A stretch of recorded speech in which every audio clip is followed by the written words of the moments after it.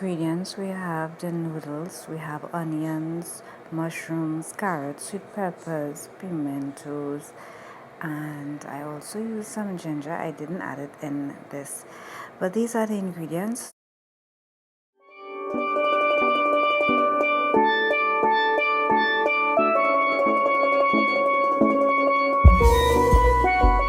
So let's begin by boiling our water.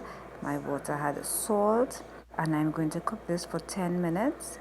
Once it's cooked, I am going to strain. So I let the noodles cook for 10 minutes, and now I'm going to strain it and start to saute the vegetables that we just cooked.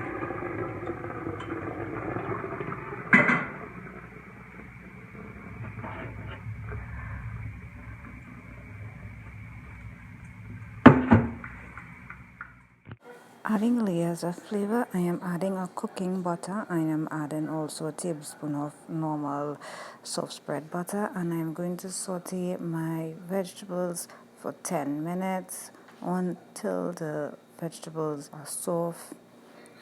And once that is done, we're then going to add our noodles. But let me show you what I'm going to add extra seasoning into, just to give it a little oomph of flavor: sesame oil, lemon pepper, and a little bit of basil. I'm not going to add any salt because I add salt in the water with the noodles, and the lemon pepper is salted, so I don't need salt. And the butter also has salt. So once I cook that, let it saute and sweat for a little bit. Then I decide to cook some red beans. So I boil the red beans, and I'm going to stew this with some chicken.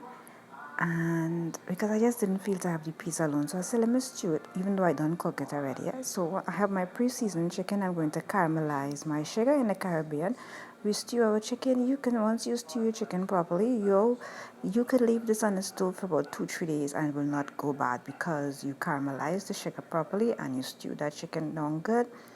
The chicken is not going to spoil. It can stay out of the refrigerator. So once it is properly well caramelized, add your chicken.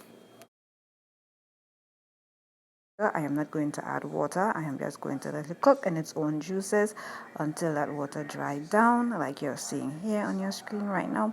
This is what it looks like when it now started. So I'm going to give it a turn to make sure it is properly well coated with the caramelized sugar and all of the seasoning that was in the pot. So at this point it started to dry down. So I'm going to mix in the red bean, make sure everything is coated in that caramelized sugar. Then I'm going to add the coconut milk. 2 cups I use in this recipe.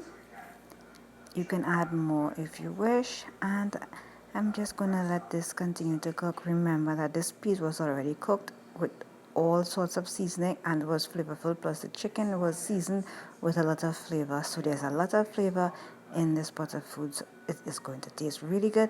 There is no need to add any extra salt because the peas was cooked separately. I just decided was to add it to the chicken just to add more flavor to the chicken and make it more enjoyable and make it one pot. And this is the meal. This is the stew chicken with the red bean, and I had my vegetables with my noodles. I had some avocado that my daughter brought home, and let's get into plating this goody goodness and enjoy some of this food. I cut down so much on the salt because of the other seasoning had salt. You know, we can do things to control our health, control our blood pressure, to control our weight by cutting down on certain things, and salt is a major part of weight gain and high blood pressure and so many wrong things that is happening to us. So I do hope you enjoy watching this quick, enjoyable, easy recipe.